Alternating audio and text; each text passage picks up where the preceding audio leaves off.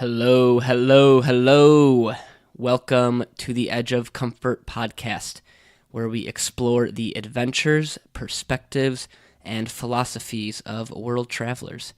I am your host, Lee Thornquist, and thank you for listening. What's up, people? How's everyone doing? I'm so excited and grateful to be able to share today's episode with everyone. On today's episode, we are joined by Sarah Attar. Sarah is a two-time Olympian and a professional runner with the Mammoth Track Club and On Running, based in Mammoth Lakes, California. In 2012, at the Olympic Games in London, Sarah represented Saudi Arabia as one of their first ever female Olympians. Also at this time, she had just finished her sophomore year of college. Since then, Sarah has continued pursuing her passion of running while sharing it with others and inspiring many people all around the globe. She ran in the Rio 2016 Olympics, which completed her 10th marathon, and is currently she's currently training to travel to Tokyo in 2020 for those Olympics. She also recently completed her 11th marathon this past October in the great city of Chicago. Other notable achievements include being featured on a Boston Marathon banner, as well as making the cover of Women's Running magazine, being highlighted as one of the 10 most powerful women in running. Not only is running a vehicle for inspiring others in Sarah's world, it's also a creative outlet. Sarah finds inspiration from the landscapes she runs through and utilizes this to fuel her art. Sarah experiences running as a moving meditation in many forms, and she loves tapping into this rhythm out on the roads and the trails. And luckily for all of us, we discuss the majority of these achievements and some of her philosophies, whether it's on running or in life, in this conversation. We explore her experiences from both Olympic Games and how she dealt with her position as one of the first ever female Olympians from Saudi Arabia. We discuss her training details and philosophies and some nutrition aspects, as well as how she got through a 90-mile training week. We also talk about why she chooses to run and train on the mountains and those trails around Mammoth Lake, and how our world and our mind expands as we challenge ourselves and reach greater heights and push ourselves beyond what we think we're capable of. And we also talk about some of her other projects, including an unplugged retreat in incredible natural settings all throughout the world. I know this is a pretty long episode, so use the show notes if you want to hop around to what you're most interested in, but I highly recommend sticking with us the whole time and listening to it all the way through, because there's a lot of great stuff in here.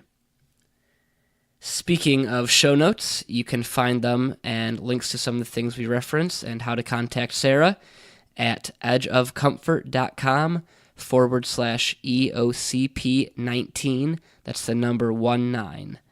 Also, if you've enjoyed the podcast, please consider leaving a review on Apple Podcasts through the app or iTunes on your computer.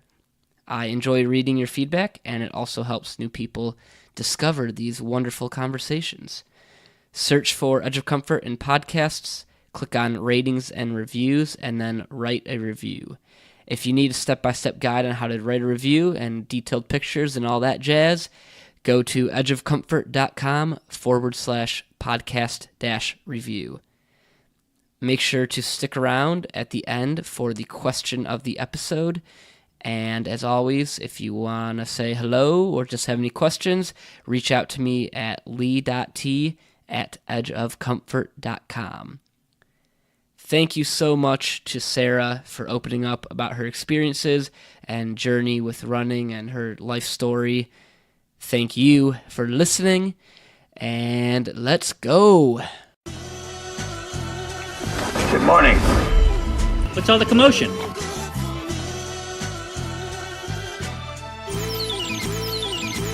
Wow.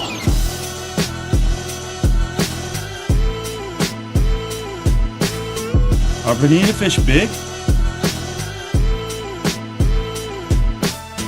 Same, but different. If I can't scuba, then what's this all been about?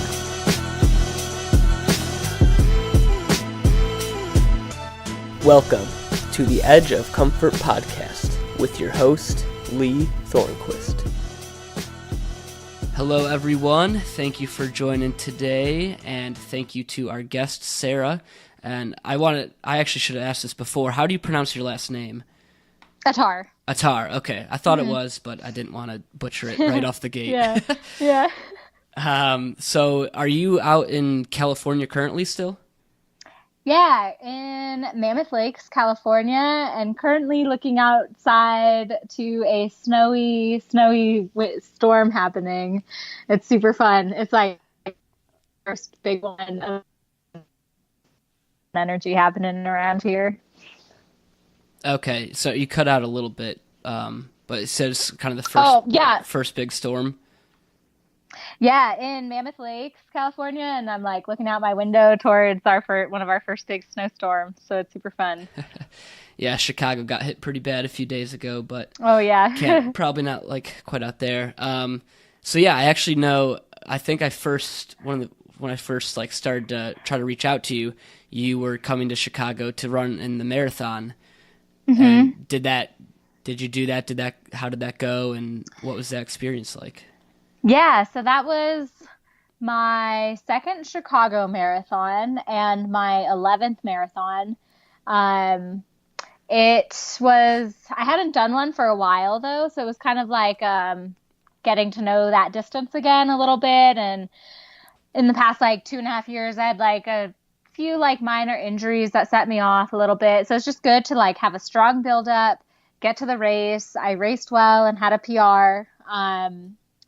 So it was an overall like super fun experience, and there's always like something to be learned from the race and like, takeaways to improve upon and all that. But it definitely was a good one, and get to run there again. Both my recent PRs are from Chicago, so that's super fun. Congrats. Yeah, it's a fast course. It's awesome. So when you say it was your first marathon in a while, what is a while to you? 2.5 years. Oh, okay. That's a while, yeah. yeah, that's a good amount of time. And I've done, like before I started running professionally with the Mammoth Track Club, I was doing kind of just like marathoning for fun, and I would do like the Boston to Big Sur Challenge, which was 2 marathons in a week. So I was kind of one of those people just kind of like doing them and like loving them, and probably did like 3 to 4 a year. So to take that long of a break was definitely a while, but I think was just really needed at the time. Wow, 3 to 4 marathons a year. That's impressive. I will definitely bring that back up and talk about some of those. But before we do that, there's so much I want to ask you. Yeah. It's really, really cool just researching some of your history and your background. Yeah, there's a lot to read. Yeah. And one of the first things I want to ask, though, because in a lot of your articles or interviews or Q&As with people, it really sounds like running is a lot more than just a physical activity and challenge to you. Mm-hmm. And, I've seen articles where you've described it as meditative and a chance to connect with the world around you. Mm-hmm. Can you elaborate on this a little bit more? And this, I guess, would you call it like a spiritual side of running? Yeah. I guess you could call it, I don't know, there are so many ways we can call it, but this is truly where like running gets me, like I could talk about it for hours and write about it and photograph it in this way, because it really is just like moving meditation, I find a similar feeling in walking even, but running has always been kind of that first one that's always spoken to me in that way, like creatively and spiritually, I guess, especially now that I live in the Eastern Sierra of California. I've fallen so madly in love with this place, and running is like another way to just like get to know this landscape. Um, but yeah, I really find it to be like my favorite runs are when I'm deeper in nature and like either there's a storm happening or something's happening in the weather system, and you can kind of like pick up on all those like nuanced energy that you might miss just like throughout the regular day. And then I just love how it always takes me somewhere. I remember some of my first runs in high school when I joined the cross country team. I was so excited because we would go on these like little routes in near our neighborhood, but they were these places that I never knew existed, and they were like 5 minutes from where I grew up. So it was cool. Like that's a very minor aspect of what now happens like more dramatically of running, being very explorative and like just allowing us to learn so much more about the world around us, but also the internal world within us. So first off, when did you start, like, in your running career? You said you started in high school for cross country. When did it take this shape? When did it become suddenly a much more internal thing for you? I think in college, when I decided to train for a marathon, was kind of when it became more like deeply personal, and where I like was doing it because I truly like loved it and loved where it took me. I went to school at Pepperdine in Malibu, which has like a beautiful state parks nearby and a ton of beautiful trails and like the coast to run on. So it was like, I think it was that time when I was training for my first marathon that I would go, you have like these long runs to do, and I would just kind of like leave from campus, but see all these beautiful places. And I like grew to like, those were like my favorite days of the week, was when I could just run for hours from school. So this meditative state that you like get, and the deep connection to the world around you, is that something you've experienced in other ways other than running, or is like running your go-to way? And like, because I've heard of, other people who have that feeling with other things, but I guess in your life, like, have you seen that play out in other areas? Yeah. I think one of the biggest shifts was actually when I had an injury last summer. So over a year ago now, but that fall I came back to Mammoth and was starting to run again. And, I was hiking a lot though. And I used to like kind of get antsy with the pace of hiking because I was so used to running, and I would feel like I needed to go faster. But in this case, I still wasn't running. And hiking and walking became like what I could do and the way to experience the world. So I definitely learned like it became a very also intimate, beautiful way to experience the land and kind of get that same feeling. And then I went on my first backpacking trip in the area, and it was a 5-day trip. And I was like on the mend from the injury, and like it ended up being this like beautifully profound thing as well. So it was really cool to be able to find that outside of running too, and to find that maybe it's like the landscapes that facilitate it more than the whatever I'm doing itself, Yeah, so it sounds like nature clearly has a very big role in this, at least whether you're running or backpacking. Totally. And so I know you do photography as well, and some art and writing. Is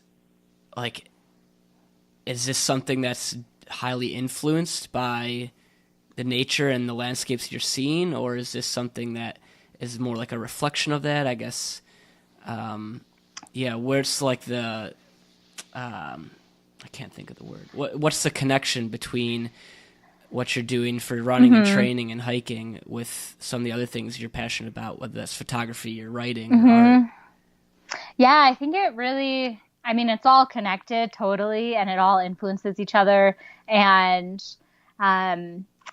I really started sharing more of my writing and photography when I moved to Mammoth. And I think that was a way to like share these beautiful, intimate experiences and places that I was around up here. So I think as a means to like tell a story is how it initially started. And then I also just love documenting. Like I like to just write down my thoughts a lot. And like, I take so many photos just like of daily things. And I think that's like, I'm very visual. So I think that's just how I like to remember things, is by like going back through my photos, or it's almost like a visual, journal, I guess. So for documentation and sharing, and then I guess reflection as well, is kind of like if I go out and have this like backpacking trip or run that feels very profound, just to kind of like take down some of that and further reflect on what I felt while I was out there. Okay. So are you carrying a camera when you're doing these runs? Because, I mean, some of the pictures I've seen, whether on your Instagram or your website or other articles, like it looks like there's people running in them. So are you literally carrying a camera or your phone when you're out there doing these runs through the mountains? Yeah, so a lot of my mountain runs, especially the summer, like I know you saw the Field Mag article I did recently, and that was about a lot of these big mountain runs I was doing this summer. And on those, I would take just my phone, and that was my camera, which I've kind of fallen in love with using that one as like my main camera, just because it's very compact and fits in my trail running vest pretty easily.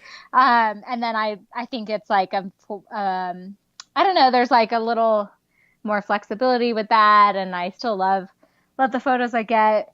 And then for like runs that are closer to town, sometimes I do return to a place to photograph it later. That was also something that I find like very meditative, is like we'll do this like long run on this like loop, and we pass by these beautiful places, and especially when, like I've mentioned, storms are coming in and out of the area, I love seeing that. So when I'm at practice, I don't carry any documentation means with me. So I don't have my phone. I'm just like with the team, and we're at practice doing our thing. So in those situations, if we like pass by something that I was really inspired by, sometimes I'll drive back out there in the evening to photograph it in like different light or whatnot. And then that also just becomes a fun way to reflect on training, and I don't know, just like where we've been. Yeah. So I want to hear some more about just your life out in this area of the world, because I didn't even realize that, like when I first saw your pictures, I didn't even realize that was in the U.S. Like, right? Yeah. I feel so ignorant. I'm like, wow, that's not too far away from me. I could go drive there if I really wanted to. So I guess for some background, so I think have you lived out there over 3 years now? Okay, so you've lived out there over 3 years, and as you said in the beginning, you've done 11 marathons. When did, like, in your marathoning career, when did it start out? And that's not said right. When did you? Yeah. Just when you moved out. I get what you're saying. Yeah. Thank you.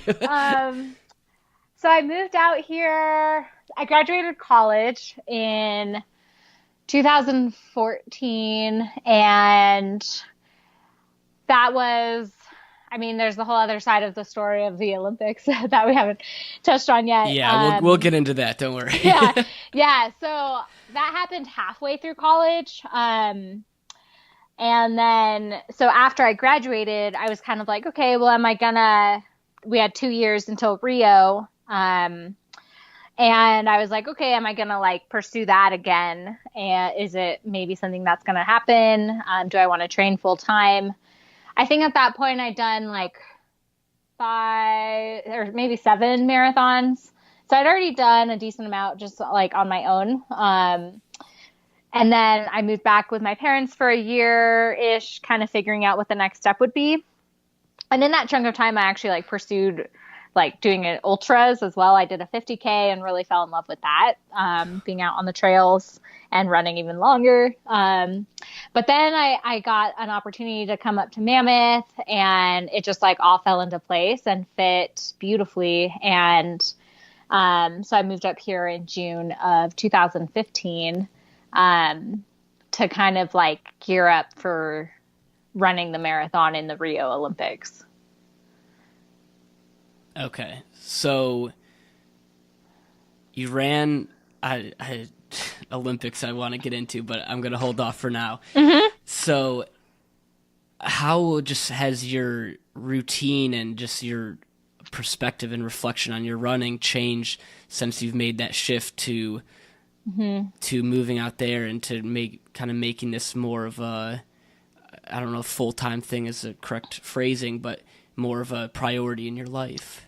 Yeah, it's definitely the main priority, which is really unique. And I'm very grateful that I'm able to do that.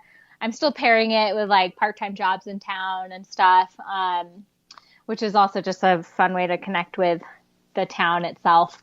But there's been like so much learning. Just one, moving to a new place always has a lot of learning, but then also to be able to dive really into something that I already loved and learn from those around me. Like my coach is really amazing.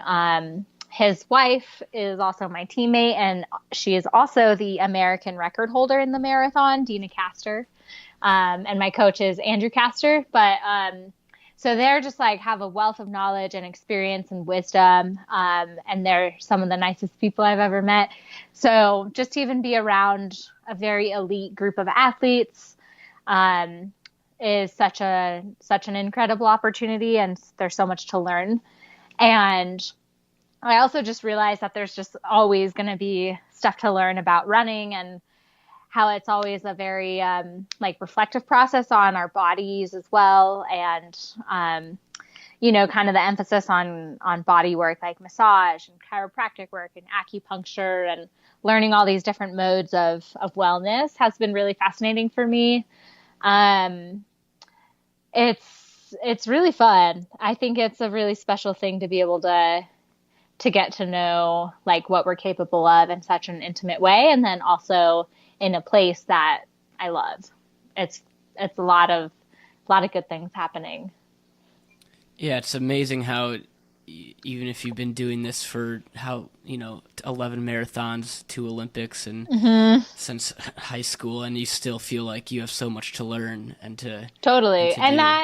that like we are always evolving as well. Like I feel like that chunk of time of 2.5 years in between my races, there was kind of like a lot of like unraveling of certain maybe imbalances that were in my body, and kind of learning how to just be stronger. And then we get to the other side of those things and we're better for it. And we can I always evolve, and it's so fascinating. Yeah. So that what's your mindset at this point? You know, you've already done so many great things. I'm sure you have a lot that you still want to do. Mm-hmm. And, you know, you're probably much more knowledgeable and experienced than most people in the world in this field. So what's your mindset at this point, whether for your personal growth or trying to help others? Like, I guess, where are you at? Where do you see yourself going with this route? Yeah. I definitely feel like while I have experience in it, I still feel very much like, you know, eyes wide, like looking at it around me and taking in, like, I think it's always good to have that sense of like learning and growth and wonder in what we're doing. So I definitely still feel that, because I know, like after Chicago, I was like, okay, I know I could have like done my fueling a little differently. I think this could have shifted, or, you know, there's like all these reflections. So I still have some big personal goals of hitting the Olympic standard in the marathon, and qualifying. What is for that? For Tokyo. It's a 2:45 marathon. At the moment, there's some potential stuff with the IAAF changing, but just a big PR. You know, I'm just trying to like get more out of me and see what I'm capable of. And my coach knows I'm capable of that time, and I know I can do it. So I want to like really dive into that and see what I can do, because it's something I would have never pursued had I not kind of happened upon this like life path that I'm on. I would have never thought that I could qualify for the Olympics, but here I am. Like, that is exactly what I'm going after. So that's really exciting, and also like totally daunting, which I guess any good goal should be pretty intimidating. And then like aside from that, I just hosted a trail running retreat in partnership with Lodged Out, which is a really great company about like unplugged retreats in remote places of the U.S. And we're trying to do that annually. So that's super exciting, because I really do love event planning and getting to share what I've learned with others, and then to kind of like facilitate an experience for people is really special. And then I'm like constantly like reaching out to and hearing from like girls in Saudi Arabia about pursuing running. And I'm connected to a running group out there, and kind of we do things to support each other. So kind of like staying plugged into the community, as well as still pursuing personal goals. And I think it's a good way to share. It's just good to always like share what we're learning. Okay, there's a lot of follow-up questions I have. Yeah, totally. Okay, but first, I think it is probably kind of important to understand the significance of your first Olympics in 2012, especially being, if I'm correct, you were the first Saudi Arabian woman to compete in the Olympic Games. Yes, myself and this woman was Dan. That was the first Olympics ever that Saudi Arabia sent female athletes, and I was one of them. Okay, so how did this happen? Yeah, that is a good question, and it's like kind of like the craziest, most unexpected thing in my life. I was a sophomore in college and training actually for my first marathon. When some of my family in Saudi Arabia, I have dual citizenship, and some of my family was telling me like, oh, like Saudi Arabia might send women to compete this year. Like, would you be interested? I'm like, oh yeah, like, okay. I was like a walk on the cross country team, and like just a slightly above average runner, I guess. And Olympics was never something I like dreamt about growing up. Always watched it with the family, but always, that was like for the like top athletes, and I just never saw myself there. But about like a few months before the Olympics, there was like talks that it might happen, and then I get an official, like somehow my name got in the mix of the people who were looking. And I don't even know exactly how that happened, which is really funny. But I think maybe a family member said something to someone who said something to someone about my name, and that I like ran in college.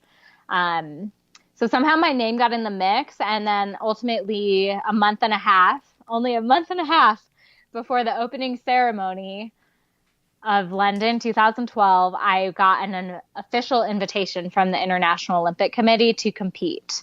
And so why I needed an invitation was because I didn't have a qualifying standard, but they have a clause that says if like a country doesn't have anyone who meets the qualifying standards, they can invite people through this clause to boost participation. So that is how I was able to go. But you can imagine how crazy that was. Like when there were first talks of it, my mom and I were like, wait, so they're talking about like the Olympics in 2 months, not in like the next 4 years, It was like so crazy how much my life shifted literally overnight from like when they announced it. Because it was a pretty like groundbreaking thing on a global platform. Because not only was this the first time Saudi Arabia ever sent female athletes, it was also the first Olympics that all countries had female representation. So a pretty wildly beautiful big thing to be part of, but totally unexpected in my life. So literally went from just being like a regular like college student doing my thing, training for my first marathon, to being like planning a trip to London to go actually compete in the Olympics. It's crazy. Oh my gosh. Yeah.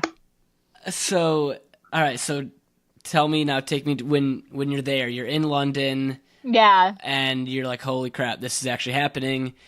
Like, did you walk out in the opening ceremonies? Like, what was going through your head at this point? Were you really excited? Were you freaking out in a way? Like, what was going through your head? So many things. I think a funny observation was like walking around the Olympic Village. I totally just felt like I was like a spectator who got like an inside look, or I was like, it took me a while to feel like an athlete there, I guess, because it was so something I never imagined in my life. And then we got to walk in the opening ceremony, which still stands out to be one of the most like epic things in my life. That was incredible, because that was kind of like our first like showing to the world that like women are competing for Saudi Arabia, So that was just really meaningful. And my dad actually got to walk in the opening ceremony with me, which is like a super unique, special thing that happened, and was a cool experience to share with him. But really, I didn't have time to like even process what was happening. I just kind of had to be there and be like on top of it. Like all of a sudden I was doing all these interviews, and we, as soon as it was announced, like Time Magazine, People Magazine, all these different magazines were like calling our house. Like, I don't even know how to get your number.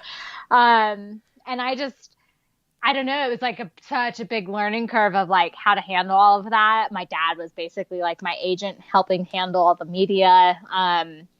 And there was just like no time to even like realize what was happening. I think all of that came afterwards. I was just like, had to be there and like get ready for this big thing, and do all these interviews and just like be on top of it. And, it was wild. I think about that. I'm like, man, I was like, all of a sudden I was like in the Olympic Village of London, 2012, and like there as an athlete being highlighted in the London paper as like one of the main stories. It's totally crazy.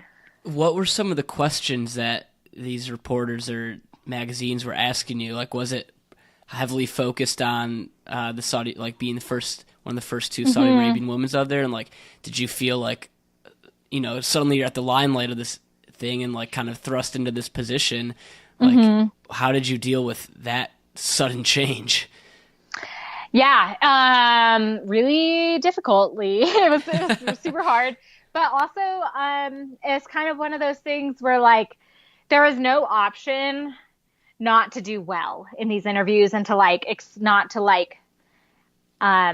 just like explain what was going on well. So I had to just be on top of it. Like, I don't even think I got I like probably got a B or something in public speaking in college. And here I am like having to do these big global interviews, and like everyone's telling me that I'm like doing really well in them. I'm like, oh, okay, like that's great. Like I'm just like trying to explain like what's best happening, and give people facts, because I also was learning like if I didn't tell my story and share what was going on from my personal perspective, like people, they're going to like share the story regardless, and they're going to like make up whatever they want to put in place of what my interview could have been. And a lot of it was just the surrounding, like just what was happening, like my background, what like helped make the decision, just all these things about this being the first time and what that meant. But definitely a crazy learning curve of getting into like doing interviews with people. It's fascinating. So how connected were you to what was going on in Saudi Arabia and this? Because it seemed, you said you just kind of like somehow you came up, and is it the government that decided to send athletes. Mm-hmm. So, like, how connected were you to that and what was going on with this change in Saudi Arabia? Yeah, this was less of a change in the country and more just a change in the federation of and the Saudi Olympic Committee sending athletes. And I was as connected as much as like I kept up with my family and but it was a pretty like last minute thing that came about. So there was not even a way to like really have been involved in it prior, you know? Yeah, okay. Jeez, that's I can't even imagine like just some of the things you had to deal with during doing that. Mm-hmm. So so when was your event in the 2 weeks of the Olympics? Yeah, it was closer towards the end, I think. It was like August 8th, I believe. So there was like a little time beforehand and a little time like in between the opening ceremony and that event. So like a decent amount of time in there. Okay. Were you staying in the Olympic Village? We stayed outside of the village, but went to the village almost like daily for practicing and meals and all that type of stuff. Okay. So is it like, can you just tell me a little bit about what it is like to be a part of the Olympics, to be participating in it for like kind of behind the scenes? Yeah, it was crazy. Like I said, I almost felt like a spectator, but then at the same time, I was like walking around with my pass and like my country's pins, which was a fun thing that I learned about. Is that each country has like an Olympic pin for that year and everyone trades with people.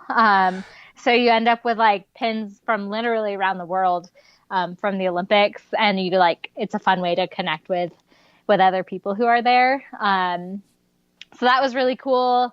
And just kind of like walking around the dining hall and going to the practice fields and just seeing what it was all like and seeing like professional athletes that I've like heard about just like getting their meals or doing their warm-ups. And it was really cool because you realize like, oh, everyone's just like normal people who have worked really hard to like achieve something, which is a cool thing to see. And it was also incredible to be in a place where literally someone from every country in the world was also there. Like where else does that happen, you know? So that's like a pretty cool thing that I reflected on a lot while I was there.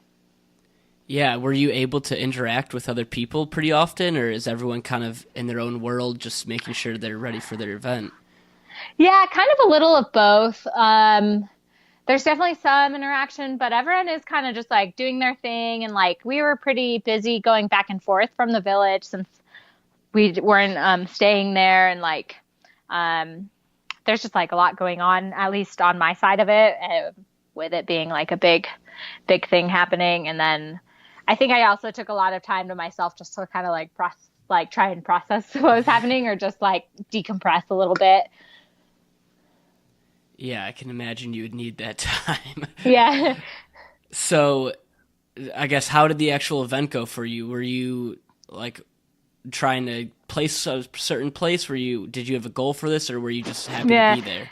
I was just happy to be there. I was racing the 800, which is a race I had only done once in high school and haven't done since. It was one of those distances in high school where I just wanted to keep doing the 2 mile, and our coach was like, you have to do each distance at least once. So I was like, okay, I did my 800. I'm never doing that again. And lo and behold, it's the distance I end up doing in the Olympics. But that said, I didn't have a qualifying time in any distance. The 800 was a really great option that we selected because I wouldn't be out on the track for too long getting lapped, but we were able to like be on the track and have that like really beautiful experience. Like just that walking onto the track and having literally a full stadium there cheering you on is like kind of a feeling I haven't quite yet been able to accurately describe or depict because it was so insane. So yeah, I was definitely behind the whole pack of runners, but as I was finishing, because I kind of had my own stretch to finish to myself, I had a standing ovation from 80,000 people finishing because they were all so excited and like supporting what like this movement meant, which was incredible. Yeah, I'm speechless. I can't. That's just got to be such a cool experience. So where do you go from that? You know, you're still, so now you're going into your junior year of Yeah. college. Yes. You've just set off this huge movement and broken history. Like, where do you go from that? Yeah, so literally, I get home from London and I'm home for a day and then go back to start college and cross country camp literally that soon after coming back.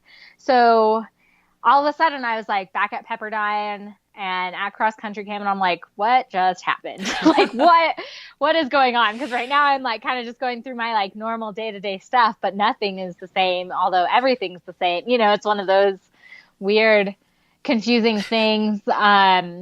Definitely a lot. That's like where a lot of the processing started to take place. I was an art major, so some of my projects were spent. I like reflected on the Olympics, and then I even got a grant to do this research project in art with one of my professors that was exploring some of the themes that I was working through, dealing with that whole processing component.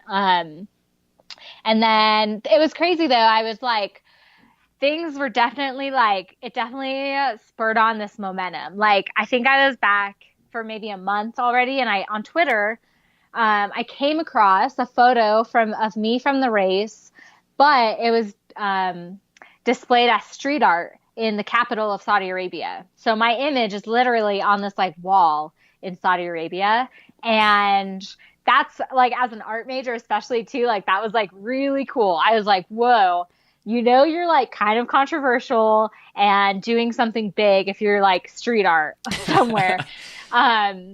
Were you happy was, with the painting? Did they do well? Yeah, it was super cool. Very like Banksy-esque style, you know, very street art.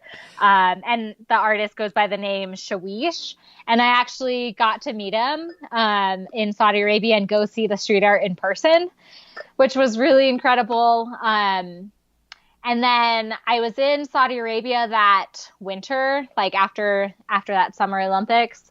And that's actually when that running group I mentioned started up, and they like had me at their first few running clubs, and like that they've like spurred on this whole movement now. Like they just had a big feature in Runner's World this past summer about like Saudi women are running the country because they're running so much now. And, you know, it's been 6 years since that initial participation, but you can really like, it's like crazy how much has shifted. So getting back from London was like starting to notice all these little things and a lot of internal processing. And then in the year since, it's been cool to just like really know, like just keep reflecting on it, but then to also see how the movement has taken on like a being of its own, essentially. Like I was that initial spark maybe, but it's totally like this beautiful thing on its own now. Yeah, I know what article you were referencing, so I definitely want to talk about that a little bit as well. But before we do that, so what was two questions? When you first got back to campus and you go back to your cross-country team or you're in classes, like, do other people know who you are? Do they know what like you've just done and what happened? Yeah. Or like what were the reactions you were getting from people? Were people excited for you? Were they kind of like weird towards you? A little of everything. Like there were people who knew, more people knew than didn't know. And then our school paper like did an article on me. And it was definitely talked about in the summertime, like when it was happening from our school. The team like was super excited and they called me the Olympian, and like one of our coaches started calling me Rio as like in terms of like referencing like the next Olympics. So stuff like that was like super fun. But I'm also pretty like it's not like the first thing I tell you about myself. Like some people like know me for a bit or like get to know me and then they're like, oh, whoa, I just found out like you were in the Olympics. You didn't tell me. I'm like, I don't know. It's like, I don't just like go around like spouting it out or talking about myself like that a lot. So there are definitely maybe some people who didn't know. And so definitely like things were like normal, but then also not like all of a sudden I'd be talking to someone about the Olympics or whatnot. But I don't know, an interesting mix for sure. Okay, and so to kind of piggyback off that, or piggyback, not bank. So then when you said you went back to Saudi Arabia 6 months after that, what was it like there at that time then for you being there and seeing kind of this group starting up and some more things happening there, like seeing those changes take place and being actually back there to see that? What was that like for you? Yeah, that was really powerful. Just to see like this running club like credits what I did with like why they started, and now they're this like crazy cool movement. And then I also got to speak at my cousin's all girls school, and that's like it was maybe an auditorium of like 400 girls, a total age range of like kindergarten to high school. And they like it was like a big day in their school that I like came to visit, and they printed out all these photos of me that I signed, and like girls were like standing in line to take photos and to chat with me. I started out my talk asking the whole auditorium, like, who here would like to compete in the Olympics one day? And literally all the girls raised their hand. And that maybe is still standing as one of the most like impactful and profound moments for me in this whole thing, because that shows like prior to London, like girls in Saudi Arabia did not have going to the Olympics as an option, and after London, that all of a sudden became something that they could work towards, and to see them all be so excited about that potential is like so beautiful. It was so incredible. Do you have any idea why London was the first time that this happened? Like, why not in 2008 or before? I don't know. I don't know where like the whole process was, or if it was even being talked about or whatnot, Yeah. I don't know. Well, but London was the year. Yeah, better late than never, I guess. Yeah. Yep. So let's talk about some more about like Saudi Arabia and this running club. So you met them on this trip that we were just talking about, and like what's been your involvement with them since, and what have you seen from them, and how have they been changing the scene and the conversation? Yeah, if anyone's like interested in really seeing what this group's all about, look up the Jeddah Running Collective. It's just cool to see like what they're putting together and how they're doing it. I've met up with them every time I go back, and they're like starting to put on races, and they just hosted their first like all women's race, and they really made it like a very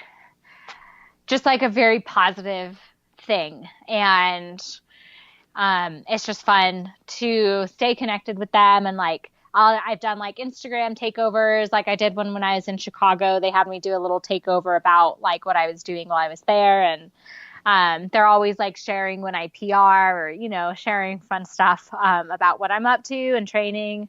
So it's just a fun way to stay connected with that whole movement. Have you experienced any backlash from this, or do you know about any backlash they've experienced, or any fight from other people or groups? So not necessarily the running group itself, but initially in London, like in 2012, there was definitely backlash to my participation. So that was another whole other side of like why it was hard, was because here I'm doing this thing I really believe in, and it's hard and big and new. And then I have like a lot of people all of a sudden saying like, who do you think you are? Like, you shouldn't be doing this. Women shouldn't be run. Like, I don't know. People people had a lot of opinions, and that's like also when I learned to just like not read anything on the internet. You just like have to learn that at some point. But there's definitely like both sides of the argument were being had, and I was in the middle of it. So that was very, very big and overwhelming. And that has like definitely shifted though. Like, it is so much more positive, and you go to Saudi Arabia now and there are like people running outside, and like the enthusiasm. There was definitely still enthusiasm from people in London, but like in Rio, it was like a whole different experience. So that definitely, I think, when there's change, some people don't want that to happen. But it did. And then people like grow to understand it or are forced to understand it, or, it's just like how things go. Things always are evolving. Yeah, so I do want to talk about Rio as well. Mm-hmm. And I just forgot what I was going to ask. Hold on. I forgot. Well, okay, let's get into Rio then. Yeah. So we finished in 2012, and were you instantly thinking like, okay, I want to try to do Rio? Like, was it always an option right after? And when did it start to become something that you realize, okay, I'm going to be trying to get to Rio again? No, yeah, that really didn't come to mind until after I graduated college, because I was still part of like NCAAs and just like the whole collegiate system. So I couldn't even like pursue running like professionally separate from that if I wanted to. And then I was like a classic like over committed college student who was so busy, and I had like so much going on. So I was just trying to like graduate. I was just like, I'm like, I like totally shifted gears and was just like, I was still running, of course, and doing marathons and like doing this stuff, but it was all just like within, not thinking much about Rio. But that was definitely my most asked question. Everyone's like, so are you going to do Rio? Are you going to do Rio? And I'm like, I have no idea, especially because, it wasn't like I was going to qualify and then go. It was like, I still had to like get confirmation from Saudi Arabia, and I don't even know if they're going to send women again, or, I don't know what the whole system is going to look like. So then it was after I graduated, and I was kind of like, oh, maybe I should like, there's a chance I'll be invited again to Rio. So I'd like to be a little more prepared this time. So that was how I was looking at it when I graduated. And luckily I found Andrew Castor and Dina Castor of the Mammoth Track Club, and they were like so enthusiastic to help me grow as an athlete and continue the story. Okay, I do remember what I was going to ask, so I'm going to jump back real quick, and then we'll get back into Rio. It's just kind of curious. So why were women not allowed to run, and was it just running that was kind of banned in Saudi Arabia, or was it any exercise or sports, or like, do you know why this was the case for so long? Yeah, so it's not that running was ever banned. Exercising outside was not something that was like against the law. It just was something that was like not publicly done a lot. Like even men didn't run outside a lot.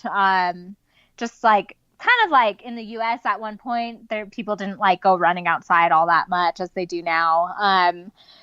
So just a shift in all of that. It was just like not the norm to go out and go for a run. So what, like if someone went out and ran, would they get like harassed? Would they get probably not arrested, but like what would happen if someone were to go out and run? Well, now it's much different. So this is all applying to like 2012 and before. Okay. But I actually had an experience where I was there in 2011. So before London even happened, I was training for we were there in the summer, and I was like, Dad, I got to get my training in for cross country coming up. I want to run while I'm here. And there's like a few women's gyms at the time, but they're kind of hard to get to, or like, I don't know, it's just a process. So I was like, can we just go run outside? And so he decided to help me do that, and he had me kind of like put on these like baggy clothes and a hat, and I realized I'm like, oh, I'm like dressing up like a guy. And then he actually drove next to me as I was running, and I had this car full. I was literally like 5 minutes into the run. It was on this like beautiful stretch of the Red Sea, called the Corniche, and it's this like walkway along the sea. And I had this car full of like 20-something-year-old guys like come up next to me, and they were like yelling at me, like, what do you think you're doing? You shouldn't be out here, just like yelling a lot at me. So I just like stopped the run, got into the car. I'm like, okay, Dad. I'm like, well, gotta do this today, So there was definitely that happening, I guess, just because it was also something that like they don't see ever happen.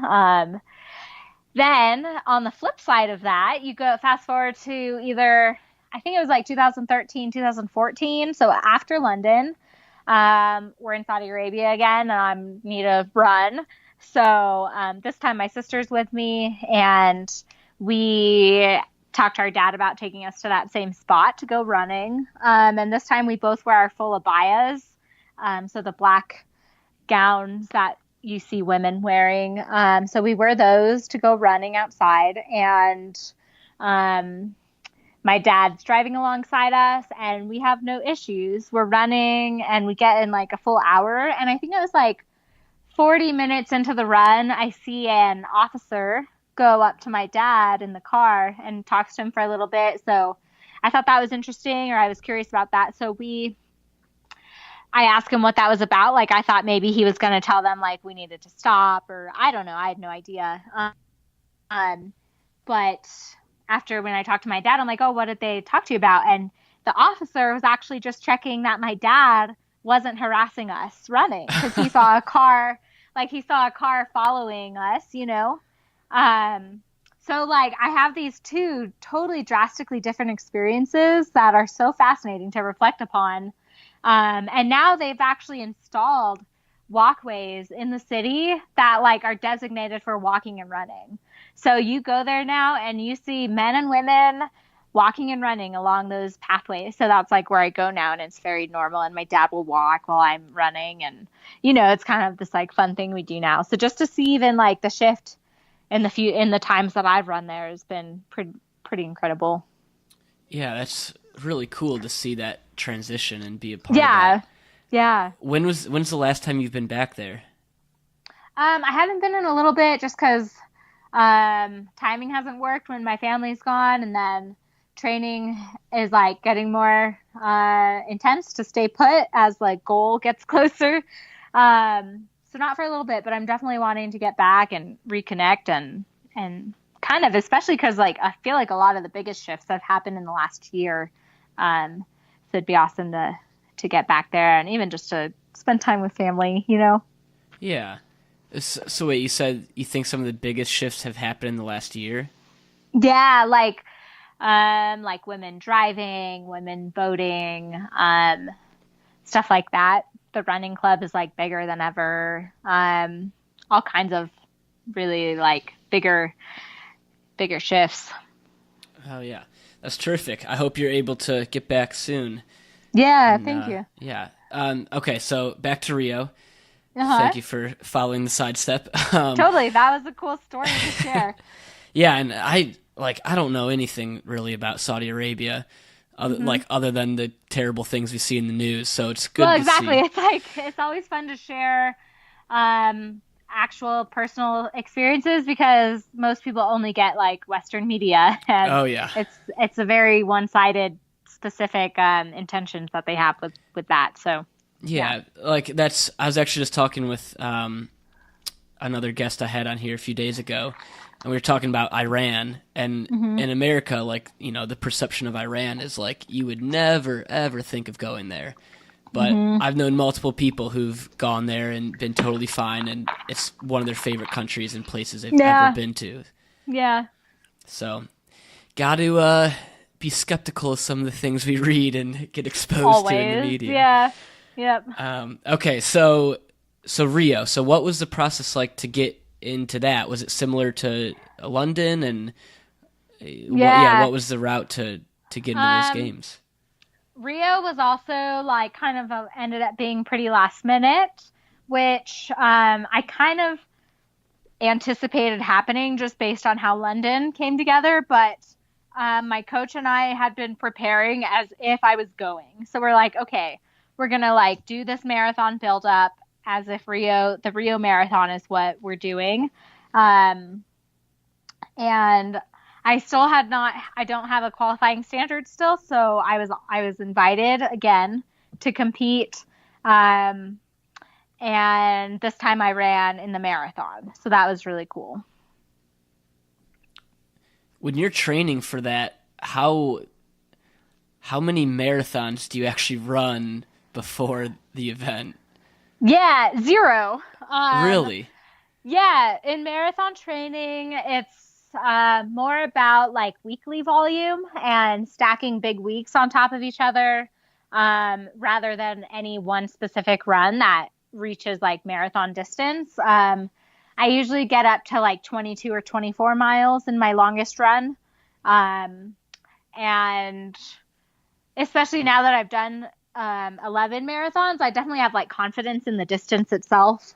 So that definitely plays a role also, is like experience in the distance. But you definitely don't need to do a full marathon in the build-up. So what's like an average weekly volume of miles, and what would be considered like a pretty big week? Yeah. So for example, going into Chicago, this last summer and fall, I got up to 90 miles a week, which for 90? me was Oh my gosh. Yeah. So it gets pretty hefty. Like I tell like, and that's even on the lower side for, elite marathoners. So I'm still like working up my miles, but that was my biggest week ever. But you don't maintain that for like more than a few weeks. Like I'll do like a 78, an 85, a 90, and then like a rest, kind of like a down week that's less miles. So it's not like I'm running like 90 weeks every week, or 90 miles a week every week. And I tell people, I'm like, you don't run 90 miles a week on accident. Like it's very, it's a lot. And I was also working like 3 part-time jobs during this as well. And I don't know how I fit that all in, but somehow it all worked. And, you have like second runs in the afternoon, and it's all very, I'm glad I have a coach to help me put it all together. And he's great at that guidance. So yeah, it gets up there. Did you even have an off day during that week, or like a rest day, or was it No, like you're running but it's less? Yeah, exactly. An off day is like an easy 8-mile run and 4 in the afternoon. Easy. Oh my gosh. Yeah. I think I was having an off day like once every 3 weeks. And yeah, that's kind of it. You just like mentally prepare for that and get into it. And it kind of just becomes that like marathon grind, and you're tired all the time. And that's kind of like the beauty of it. Are your legs and your body just hurting at all times, or do you go out for a run and you feel like, oh, I feel pretty fresh today? Your body definitely adapts, like anything, you work up to that. So it's not like I all of a sudden just like did 90 miles a week out of nowhere. Like I did a very big summer of like base building, and, so the body itself like feels pretty good, aside from like super big workouts that you feel depleted after. I think it's almost more my like brain energy is a little depleted, more so. Like I was calling it like marathon brain the whole build up, because I was just like a little out of it all the time. I was like, sorry guys, I'm like, I don't know what's happening today, and that was like every day, even if I got like 10 hours of sleep. Oh my gosh. Okay, so for the actual Olympic Games, so you did a marathon there. So how was this one different for you from 2012? Did you feel much more prepared for everything, and was it still as big of a media type thing on you? Like, how was this experience different? Yeah, it was like so different in so many ways. it was definitely like less of a news story, but still a lot of media engagements. And we went from 2 female athletes in London to 4 female athletes in Rio. So that was really cool. And it was also really cool to be able to run the distance that I'm like to train for. I had my coach came with me to Rio. So I had like my coach there. We did a whole proper like build up for this race. I was in good shape. Like we knew, like we joked that the race was actually the easiest part of the whole like few weeks in Rio, just because like the logistics and there's so many other things going on that the race was like, oh, this is like, we're pretty dialed. We know what we're doing here. And I also had one of my teammates, Alexi Papas, she ran for Greece in the 10,000 meters. She's on the Mammoth Track Club as well, and she was also in Rio. So that was kind of cool to have like a team outside of like my country's team, but the team that I also train with on the daily, like my coach and a teammate were also there.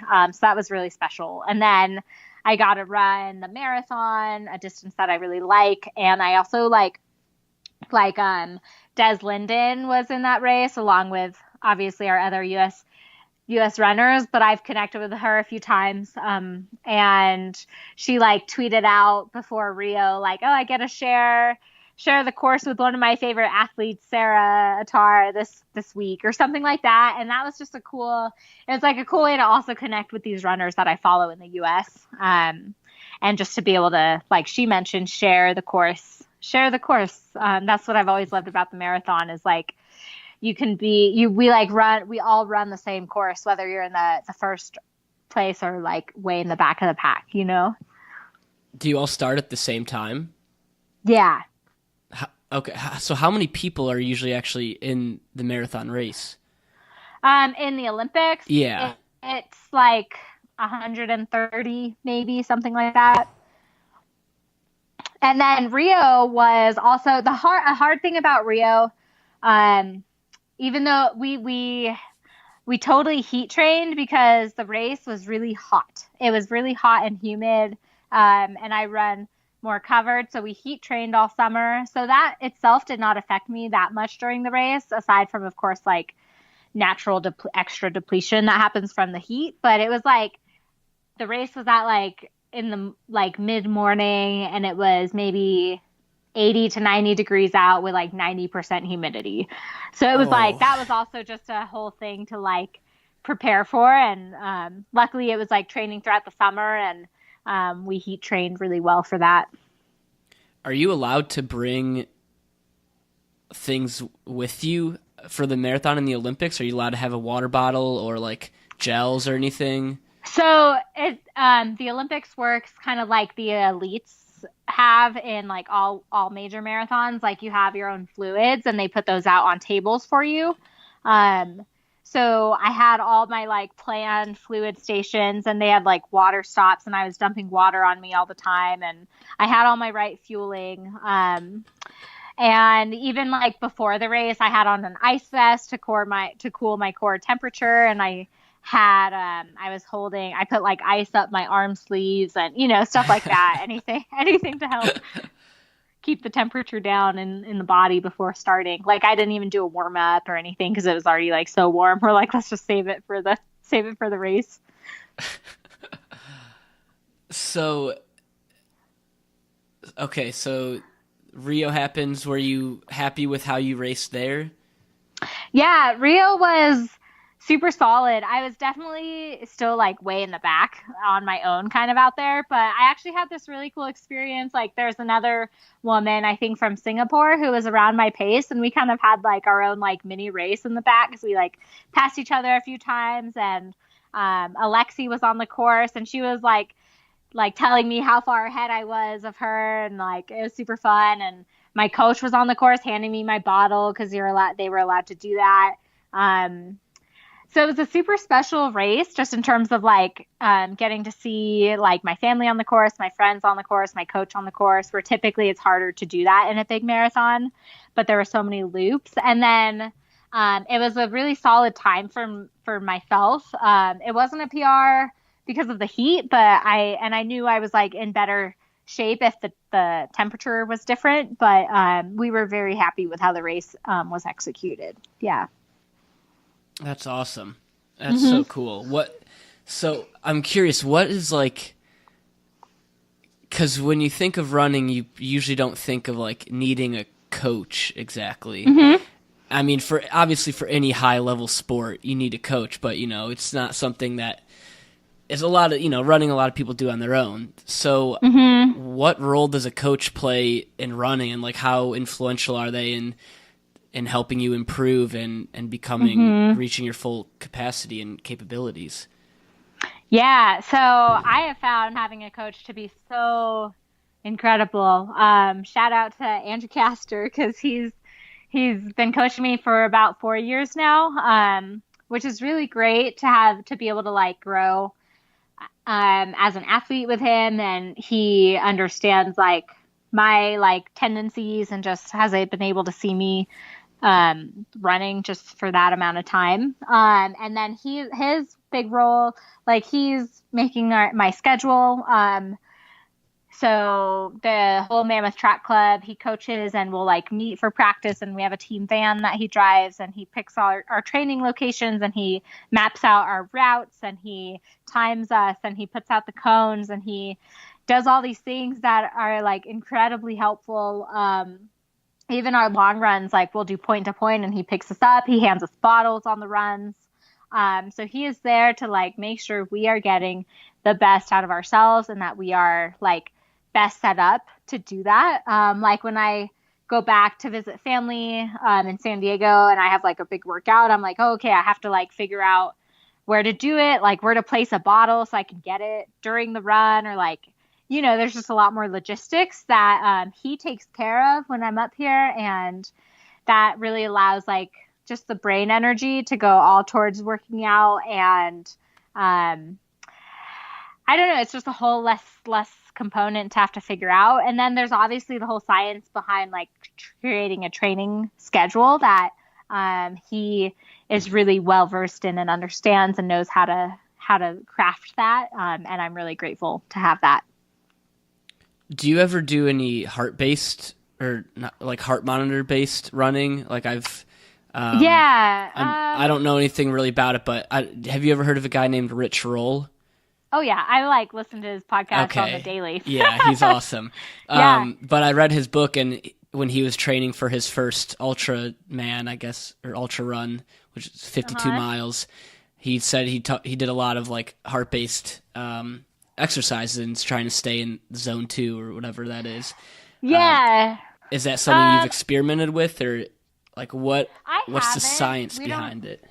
Yeah, I actually don't know too much because we don't do it really up here. And I just haven't ever learned too much about it because our group doesn't like focus on that. The only time I've paid attention to heart rate if I was ever feeling like overtrained, and I'll like take it each morning to make sure it's not like changing too drastically, or kind of like checking on that. And that's like the only time I've really paid much attention, so I don't have too much on info on that. Okay. Yeah. So is like when we talked about earlier, kind of some of the meditative aspects of running.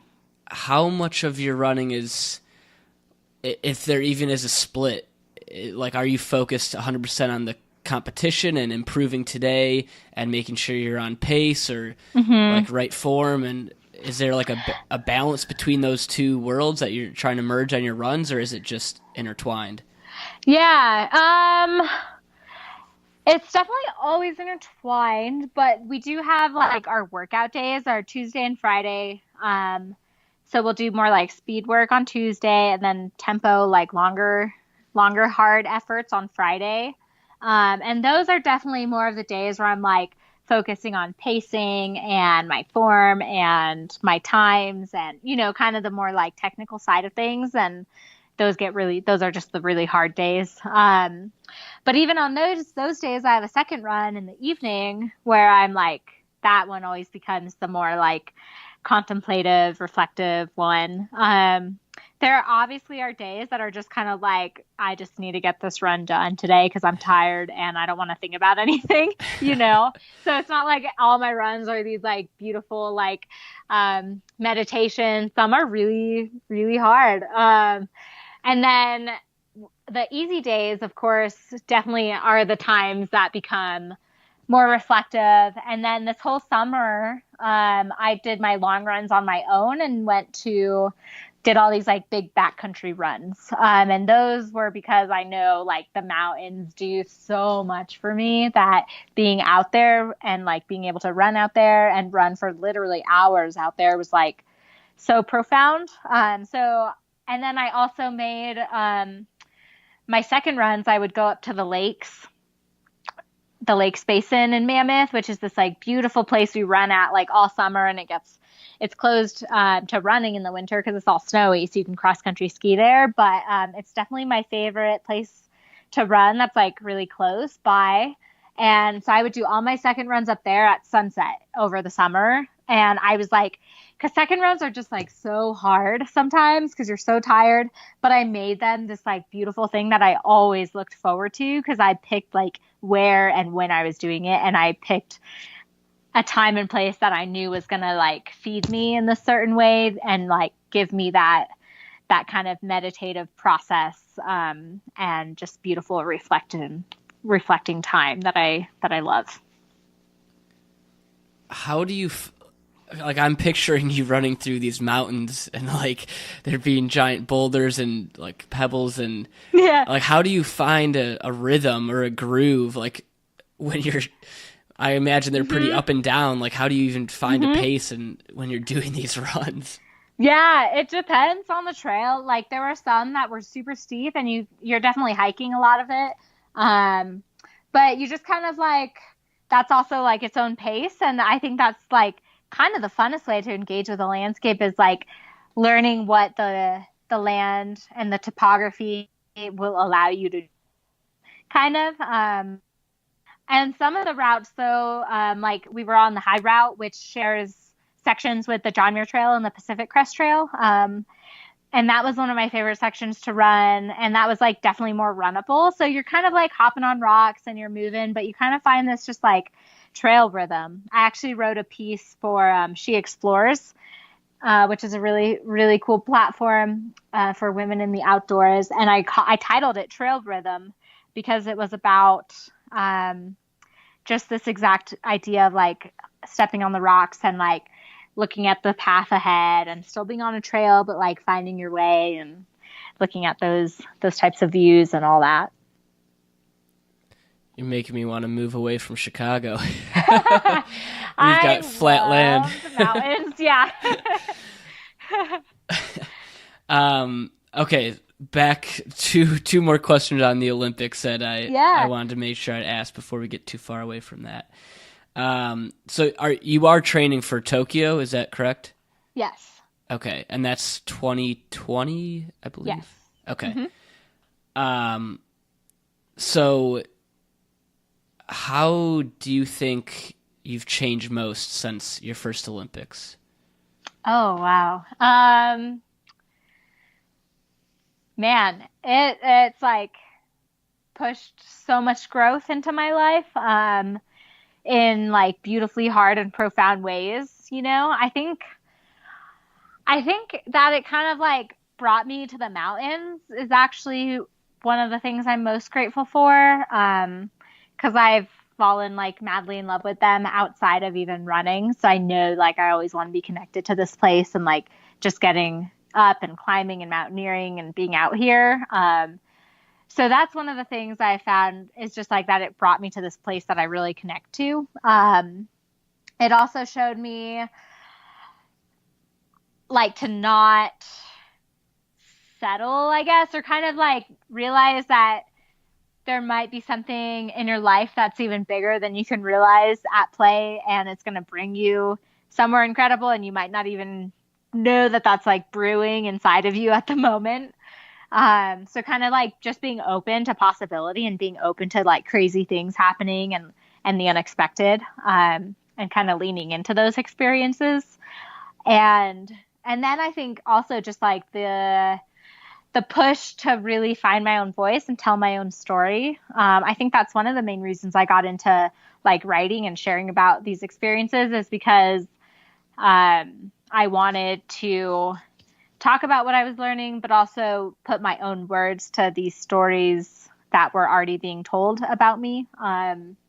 So I think just by practicing that more, it really showed me how to craft that and how to connect with people and how to maintain connections around the world and what those types of connections mean. And just like so many like big, beautiful things from it.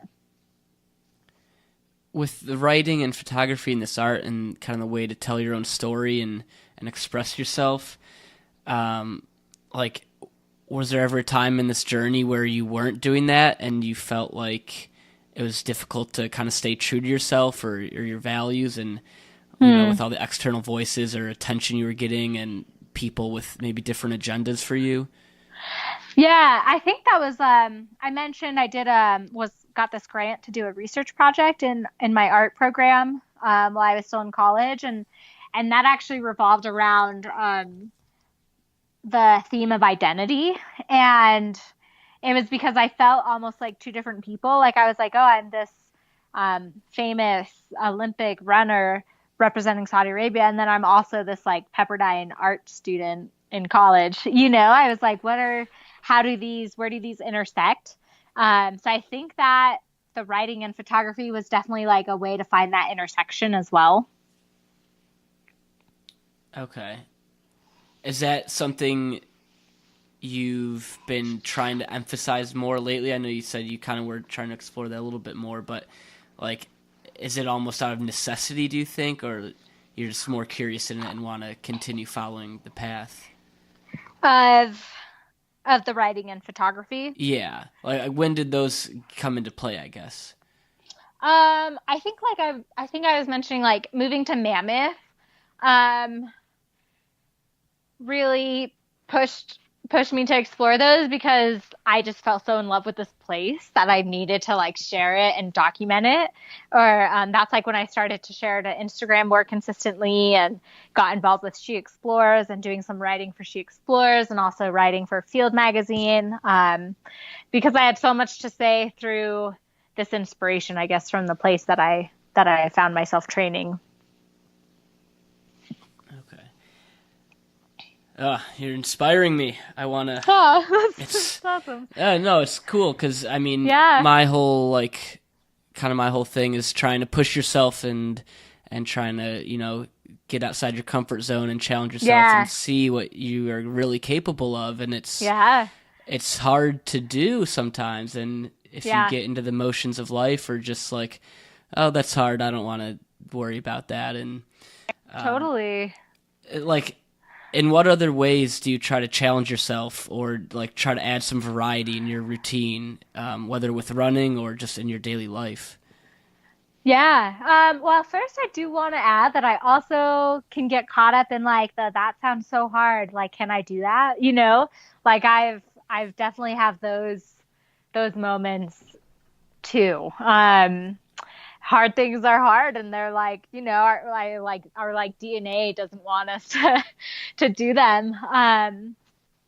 In this last year, I've done some more like climbing and gotten up some bigger mountains, which has also been one of the more profound things of learning like what I'm capable of. Like, I summited Whitney this last April, so it was still a winter ascent, or it was like early spring, but we, you know, still like crampons, ice axe, all of that to get up. For those of us not in California, what's Whitney? Mount Whitney is the tallest mountain in the continental U.S., and it resides in the Eastern Sierra, about an hour and a half south of Mammoth Lakes in Lone Pine, a very cool city, little town. So getting up Whitney and doing bigger, like different types of projects like that, of course, like during like off season of training or times where it fits the training cycle. totally expanded my mind of like what I could do even more. And it was really cool to experience those things. So I think, yeah, those are less of the daily experiences, but bigger ones that are reminded me of like, wow, there's so much to learn and to explore. And I'm like, I don't know, I never pictured myself using like an ice axe and crampons, and here I was doing that and loving it. Like it was incredible. And stuff like that. And it also, there's this book, one of my all-time favorite books is called A Field Guide to Getting Lost by Rebecca Solnit. And she has this passage that talks about mountaineering and what that does to the expansion of our mind. And I actually quote this same passage that I'm referencing in that Field Magazine article about all night trail running. Because she talks about how getting up the mountains expands, the world expands when we get up there. It's not like you get to the top and you like see where you went and that's it. It's like the deeper you get, the more the whole world expands around you. And it's like the craziest visual experience for me. And how she describes it is incredible because I think it's so symbolic for like life and training and what we're doing. And it's important to go after things like climb these mountains that literally expand your view rather than like, it's not a finish line. It like brings you to just a greater understanding and like view of around you, you know? So that's, I think, been one of the most ways of like pushing my like comfort, I guess, is seeing the way that the world expands when you get deeper into it. I had that quote written down. Cool. To talk about. I think, I don't know if it was the exact quote or if you said it at the end, but it was like, when our world expands, what our mind knows also expands, which means what we are capable of expands too. Yeah, those were my own words. Yeah. Yeah, that's beautiful. It's so true though, because when you do something that like you didn't think you were capable of before, your mind expands. It doesn't go away. It's not just like you can forget that. So it's like, I always think about that after a race too. It's like, or when I have finished these like big runs, I'm like, wow, that is like forever a part of me and in my body and like in my mind. And now because of that, I'm able to expand upon that. It's like the coolest feeling. Yeah, it is. Ooh. Right? Yeah, I'm good. So let's talk a little bit more about some of your training and actually specifically nutrition, because nutrition is something I've recently gotten more into, probably mostly because of reading Rich Roll and hearing some of his stories with nutrition. So I'm curious, like, what's your nutritional program like? Is this pretty different depending on the stage in your training you're in? Are you able to eat crappy if you want? Are you on a very strict, like, measure out every gram of food type diet? Well, I will start off saying I totally like geek out on nutrition. I love it. I'm always listening to like nutrition podcasts and reading about nutrition, and I'm actually going to take a like nutrition therapy certification course next year. So this is like a fun thing that I love to talk about. Rich Roll and Scott Jurek were actually super influential in my early running. I read their books like right when I started doing marathons, and I was plant-based for a while, which I loved, and I think it can be really powerful. When I moved up to Mammoth, my coach was like, you're going to like crave red meat training at altitude. Like it's just going to happen. And I was like, I don't know. We'll see. And I will preface by saying that our team does not have like any strict protocol on diet. Our perspective is like just good, whole, nourishing foods and like a lot of it to like make sure we're fueling well, you know? And I think when you get to, at least personally, I love eating like really nourishing foods. Like I don't enjoy the crappy stuff because I don't feel well, and then that affects my training, and then I don't sleep well. And I think I think nutrition is so crucial to like even our brain functioning. I just enjoy like fueling with really nourishing foods, and that's kind of our perspective, and respecting what our body's doing and making sure we're giving it what it needs, and intaking the right nutrients and all that. Sure enough, I did come to crave red meat training at altitude, just because it's so hard up here. And I'm not saying that's like what would happen to everyone, but I got to a point where I didn't want to be 100% plant-based anymore. I still think a plant emphasis is crucial. And it was just fun to like learn and like feel what my body needed. And I did need to up my iron, and I didn't want to do that solely from supplementation. And so I really also enjoy like looking at like blood work. And I use a company called Inside Tracker, and they're incredible. And they like do a very complete blood profile panel. And then give you actual food recommendations based on what you're deficient in. And you can even like specify if you are plant-based, or if you are this, or if you are that, and they'll give you like the foods that fit that protocol.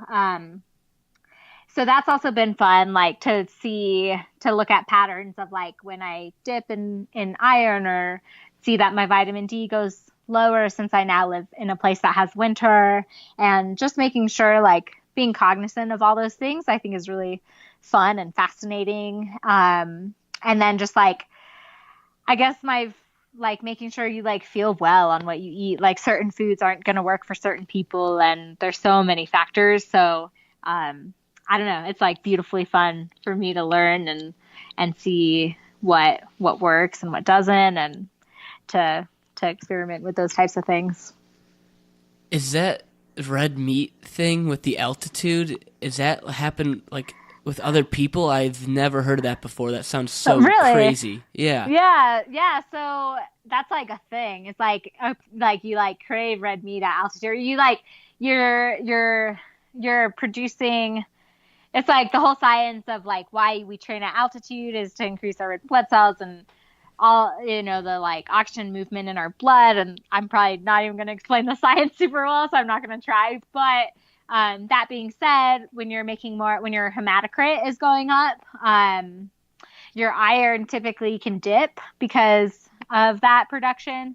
So based on just like what's happening, your blood is like literally changing. Like I had a blood test before I moved to Mammoth, and then literally only 3 months after moving to Mammoth, and my hematocrit went up like 7 points. So that means my like red blood cell count increased, which means you're just gonna like crave the iron.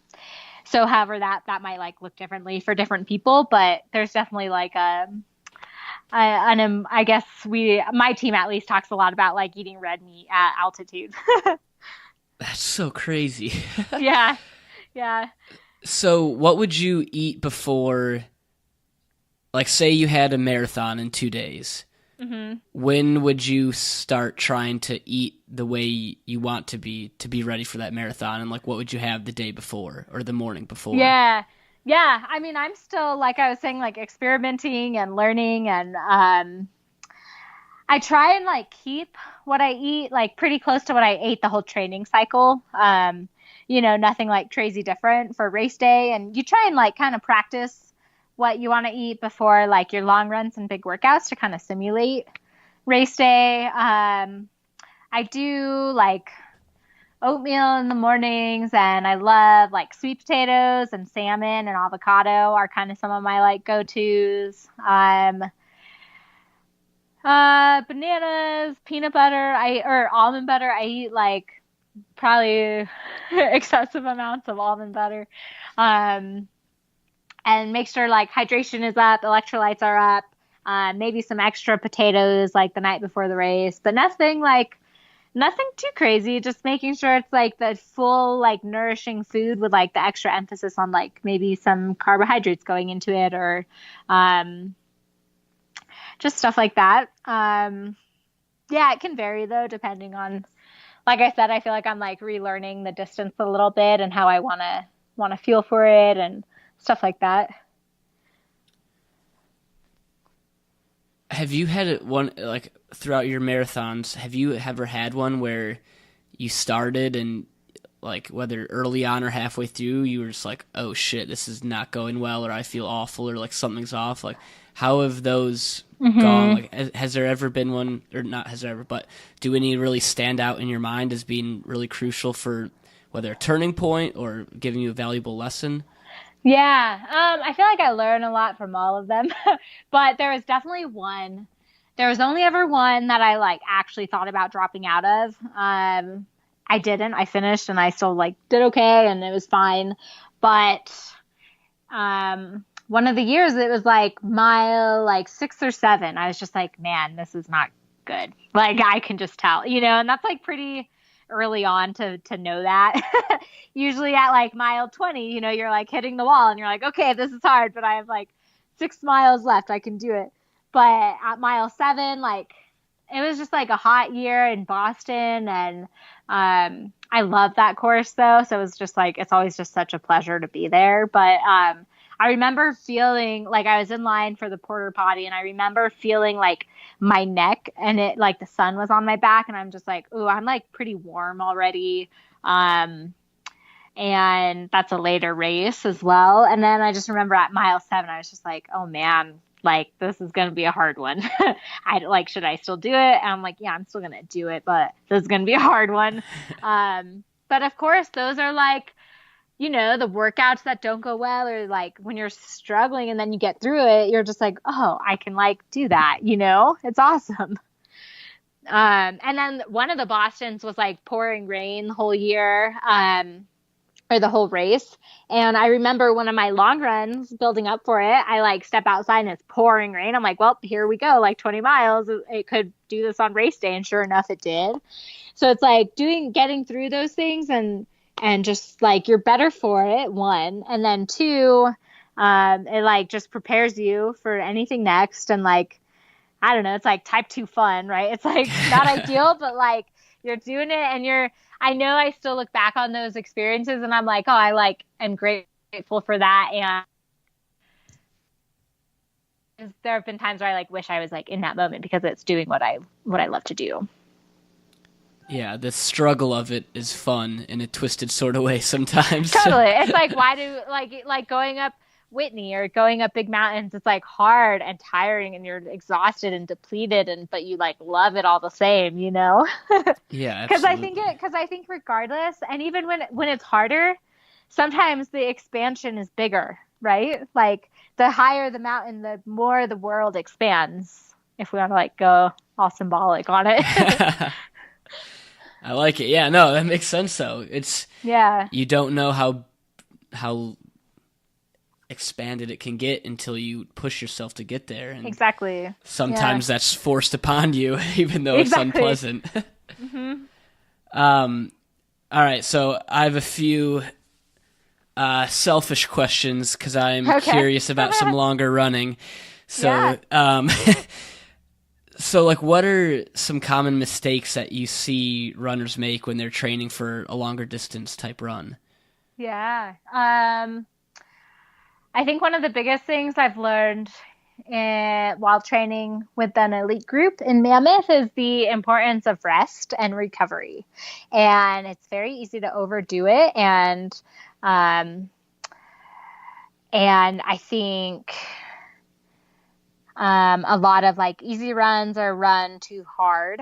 And so then you're not recovering properly from the hard days. And then like respecting the effort and getting enough sleep to recover properly. And like, I don't know, my coach and team are just great at emphasizing like rest when it's needed and taking time off after a big race. And even just to like let the nervous system calm down, it goes way deeper than even just the physical repair, but like mental repair and calming the whole body and the cortisol and getting everything down. So I think a big mistake is just like not properly like resting, right?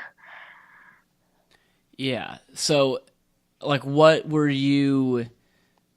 was like your time frame for training for a marathon? Say you're just kind of running, I don't know what an average run for you is like, but say you're just kind of running not to train for anything, and then suddenly you find out, hey, there's a marathon in 3 months away. Like, is that something you feel like is enough time to get ready for and it properly rest? Yeah. Like, what's your average time frame getting ready for one of these things?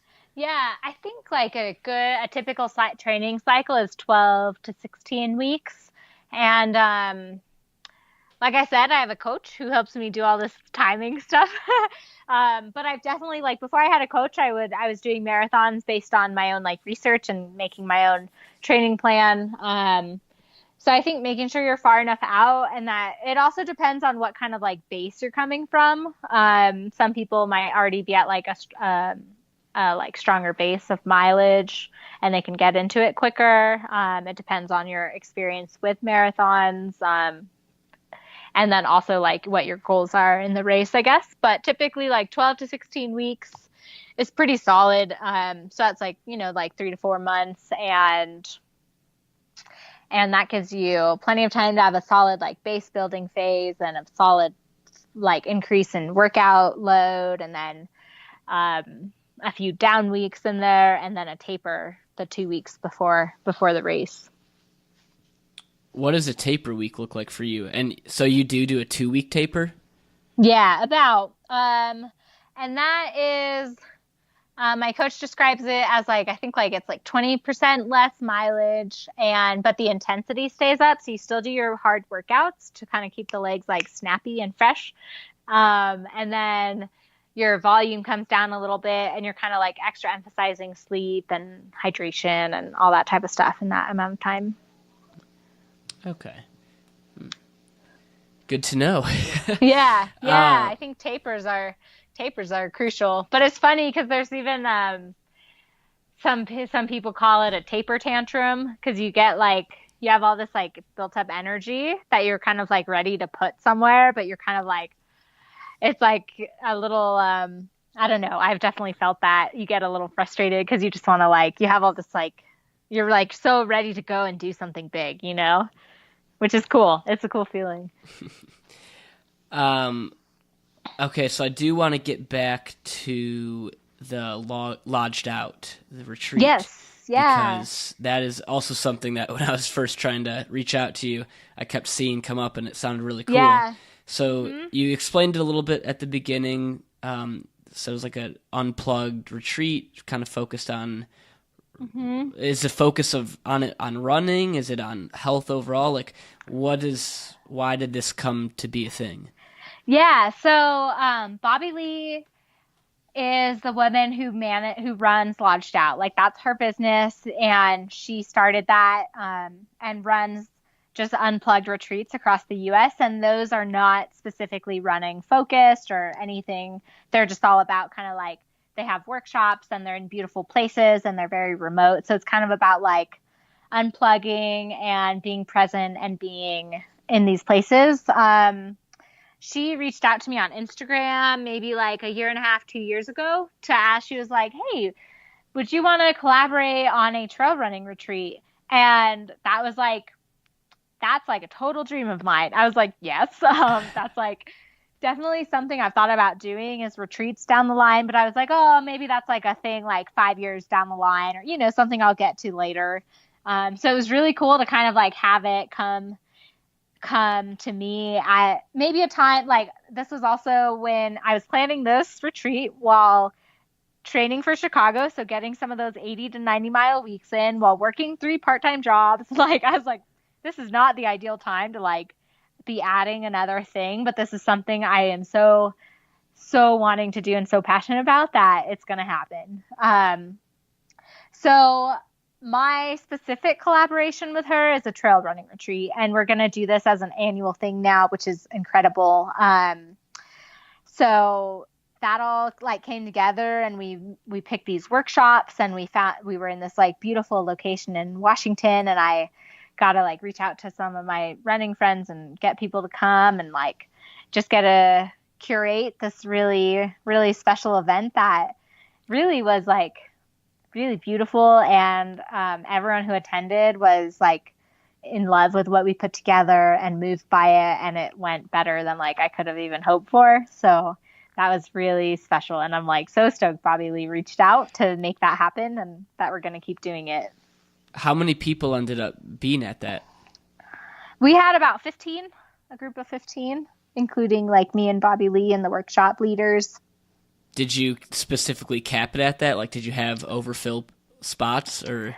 No, we were actually shooting for a little more, but it ended up being like the perfect size. It was great.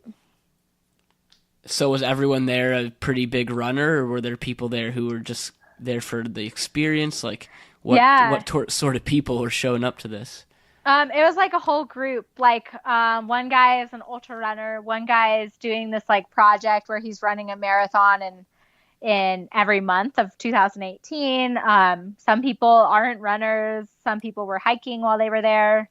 One lady's a through hiker. It really was like a what hiker? We like through hiker. So she does like long distance hikes, like the PCT and stuff like that. Okay.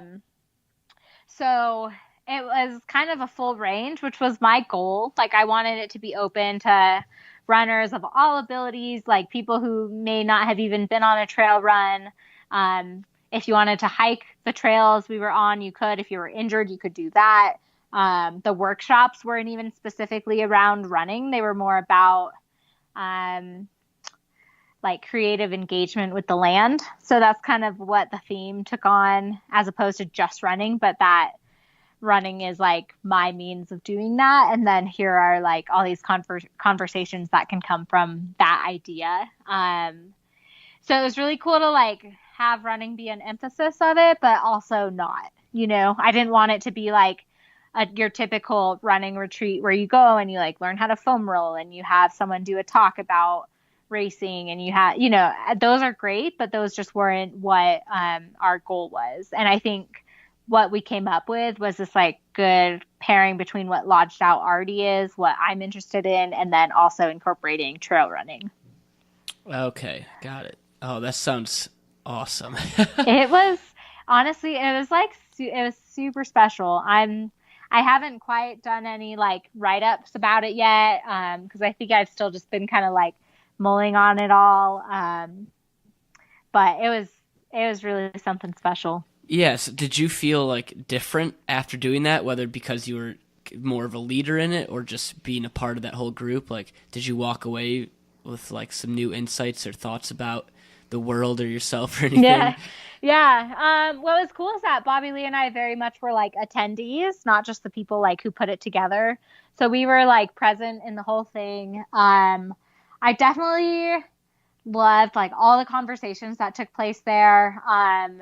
And it definitely like right as we were getting started, I was telling Bobby Lee, I'm like, oh wow, I didn't realize how much I needed like an unplugged retreat as well. Like I was so stoked like putting it together, but then I was like, oh, I also get to like attend that. And it came at a time where I just needed like, I don't know, just to be in like a different space with like be in a different place, have like these types of conversations. And it was really, really good. And then one of my other things that I loved about it was we had the founder of a company called Juniper Ridge there. And Juniper Ridge is a company kind of based on the West Coast that make like essential oils and incense and stuff all from like forage places around here. So they have like a Cascade Forest perfume that's made simply from like distilling plants.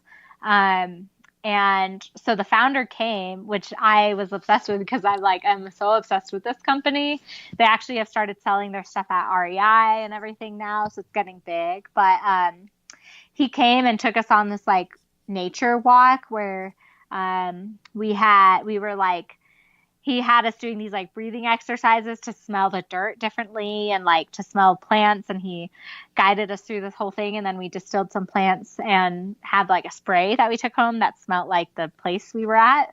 So that was a really really cool, intimate experience with the land that I had never had before. Like I smelt dirt in a way that I've like never smelt dirt before, you know, In a good way?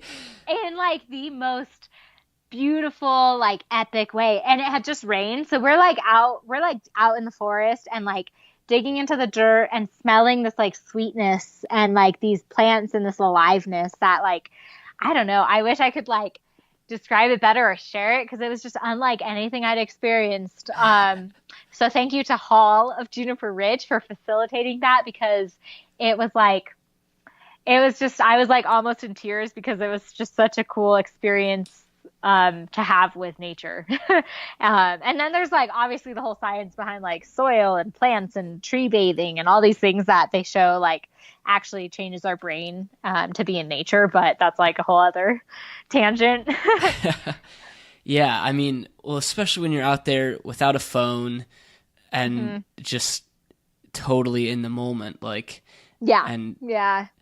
was it always the idea to like be unplugged? And because I think that's probably a huge factor of this, you know, you in your daily life, your phone's likely with you 99% of the time, if not 100, unless you're like conscious about it and trying to make sure that you're not getting distracted by the alerts and notifications and checking Instagram. Totally. Which is, yeah, sorry, go ahead.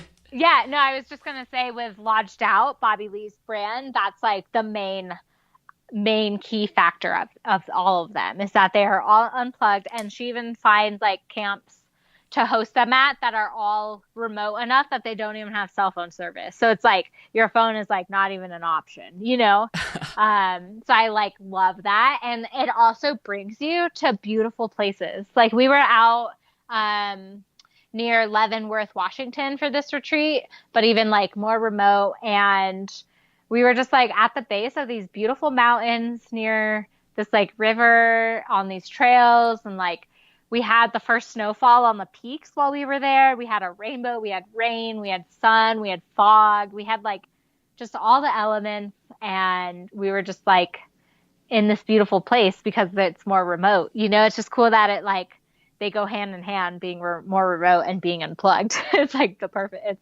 it's ideal really being out there all the time. Yeah.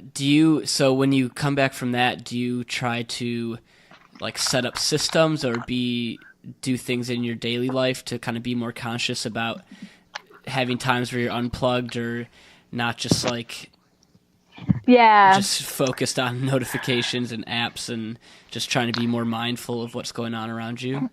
Yeah, that's something I've definitely been trying to balance more, especially when Instagram is like part of like my brand, I guess, like me as like a person in the like social media world and how I've like been able to share my story and how I've made all of these connections, like with She Explores, with Field Magazine, to do this retreat, to talk to you, to like do all these things. It's like been through Instagram. So it's just like, okay, this is providing really meaningful stuff in my life.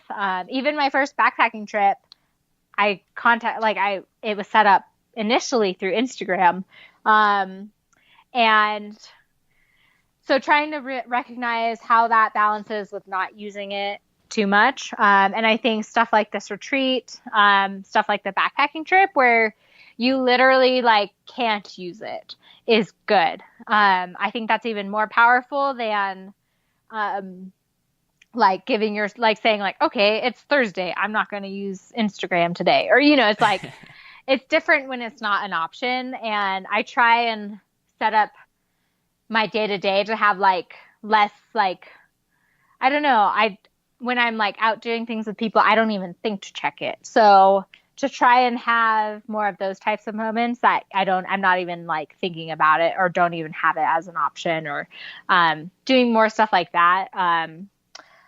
And those types of things definitely help me be more mindful of it. I still get caught up on my phone a lot and it's like a problem, but at the same time, it's like always good reminders and like cool to get out somewhere where you don't even think about it. Like you don't have to try not to be on it, you know, like try to find more moments like that in life that you don't even like, you're just like living it, you know? Yeah, that's a good point. It's like, make sure you're you set up your schedule in the way so checking your phone is just not even like what doesn't even Yeah. make sense, or just you're so Exactly. busy with doing something cool that why would you want Yeah. to check Instagram right now? Exactly. Yeah. Okay, so you said it's the Lodge Out thing. It's an annual, so this one just happened in October. So is the next one next October? Like, is it already planned out? What's the deal with that? Yeah, we are working on the next one at the moment, and it's still we don't have our dates or exact location finalized, but we're kind of shooting around like September, October again. Probably September, August or September for the next one, which is super exciting. Okay. Do you have any locations in mind or ones you're trying to get locked down? Yeah, it's ranged from like New Mexico to Montana to Alaska to like like really just spots that have like spoken to me in some shape or form in my life at some point. Have you been to all those places? I have been to none of those places. Oh. So those are all like it's kind of fun. Like even this place we went to in Washington, I had never been to that area, so it's cool to like seek out spots that I've dreamt about going to. Like New Mexico's really been speaking to me in the last year for some reason. Alaska has been like on my list for like the longest. It's like a place that I've just wanted to go the longest maybe in my life. Montana's always drawn me in some form. I mean, I'd love to get out to Colorado again. I've been there, but like to spend more time there. There's like so many spots. Yeah, that's the thing I think we all take for granted living in the U.S. Is like, yeah, we're not near any other countries really, but Canada and Mexico. But there's so many cool things in the U.S. that just got to go out and find them. Yeah. So yeah, you said you hadn't done any like articles or writing on this experience, and I've really only seen articles that have like been published on other sites. Are you planning to do anything like on your own platform or like a personal blog, like, or you think keep sending them out to other companies? Yeah, kind of both. Like, I think working on my website has been like this daunting task of like the last few months that just has not gotten anywhere.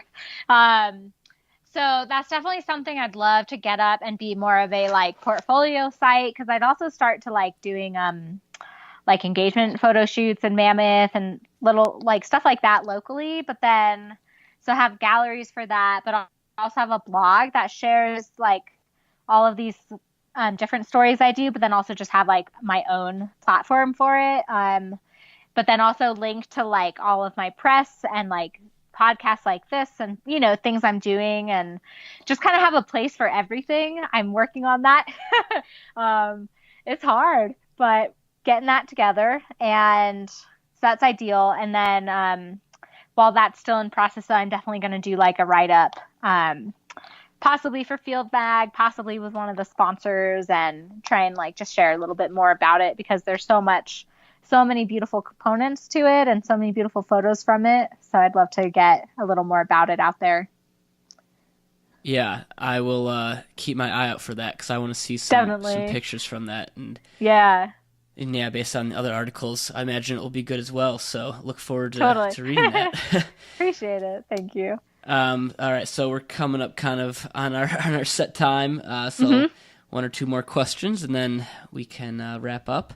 Sounds good. So I'm curious if there's any big challenges or major setbacks or failures that you've had that have turned out to actually be very helpful for you, or ones that you really think like, man, even though it was tough or kind of sucked, I'm glad it happened, and ones that maybe many other people wouldn't know about? Yeah, I briefly mentioned getting injured last summer, and this injury popped up. I was like doing a build up for a spring half marathon. I was in like really great PR shape, feeling awesome, like really strong build up. And then literally like a week before the race, I experience like the death of a friend and this injury pops up. And those were within a few days of each other. And then that was all like the week before the race. That was like a very intense time. And I couldn't run, so I didn't run for 2 months, which was like, that's like pretty big for someone who runs almost like twice a day, you know? So it's like a shift of routine.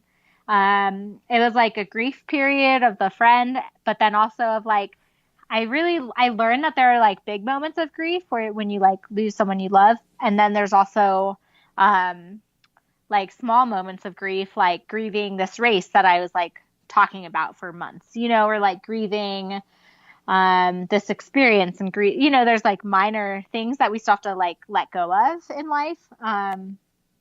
So learning like those processes, and these things were like, it was like a super hard chunk of time, but then at the same time, this was when I fell in love with walking.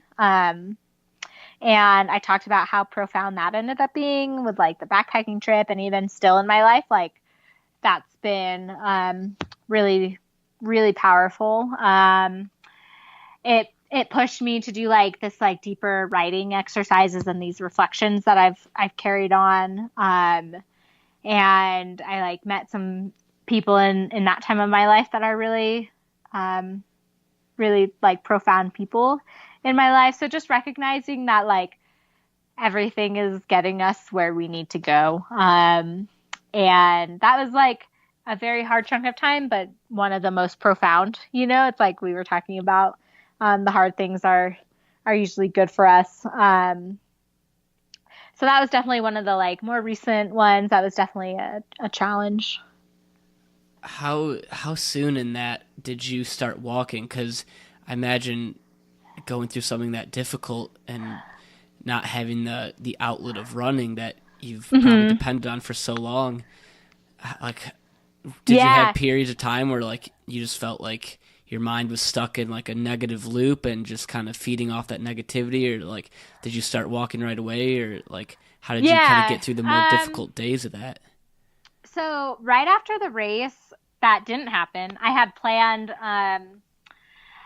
since I had time off, I planned this trip to Iceland. It was like my first solo international travel, and it was for this photo workshop with these photographers I follow online.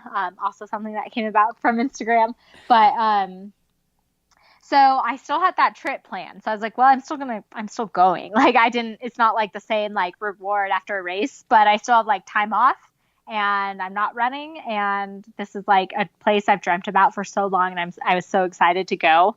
And on that trip, we hiked a lot. We like hiked all night to get to these like epic locations, and we, you know, it was in the summer, so it was like midnight sun, almost like 23 hours of daylight, that type of thing. So we were just up a lot and walking a lot, and that was kind of awesome because it was like an unintentional like way to be out of my own like mind and headspace with this injury. And I was grateful I could walk still, you know, it was like a hip issue that I couldn't, like I ran and I would have pain, but I could walk and feel totally great. So I was really grateful I was so able to do that and be on these hikes.